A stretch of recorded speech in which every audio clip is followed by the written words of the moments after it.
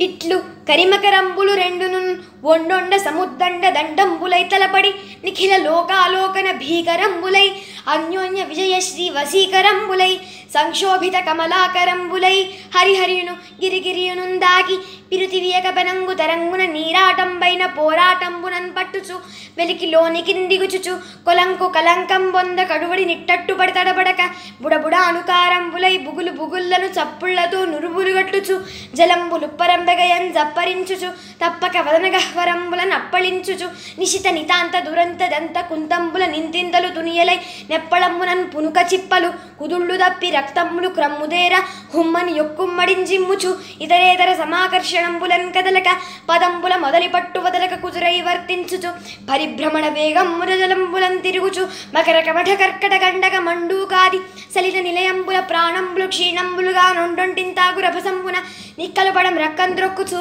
మెండు చెడి బెండుపడి నాచుగుల్ల చిప్పతండంబుల పరస్పర తాడనంబులకు నడ్డంబుగా నొడ్డుచున్ ఓలమాసగునక గెలుపుదలంబుల పెట్టిదంబులై రెట్టింపన్ అహోరాత్రంబులున్ బోలెన్ క్రమక్రమ విజృంభమాణంబులై బహుకాల కలహ విహారంబులై నిర్గత నిద్రాహారంబులై అవక్ర పరాక్రమ ఘోరంబులై పోరుచున్న సమయంబున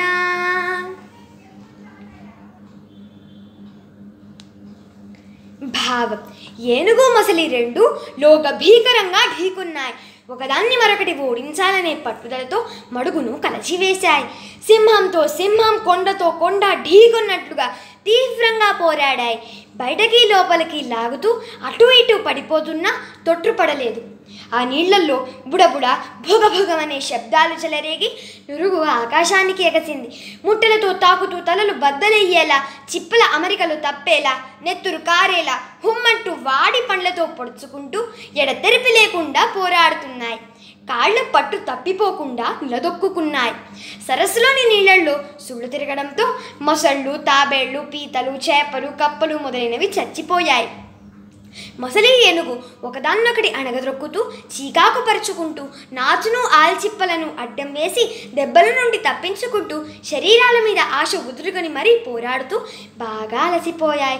అయినా గెలుపుపై ఆశ రెండింటికి రెట్టింపు అవుతూనే ఉంది. అలా క్రమక్రమంగా పరాక్రమంతో చెలరేగుతూ తిండి నిద్ర లేకుండా అహోరాత్రాలు అవి రెండు చాలా కాలం పోరాడాయని వాటి భీకర యుద్ధాన్ని వర్ణించే సందర్భంలో చెప్పిన గద్యం ఇది. ధన్యవాదాలు.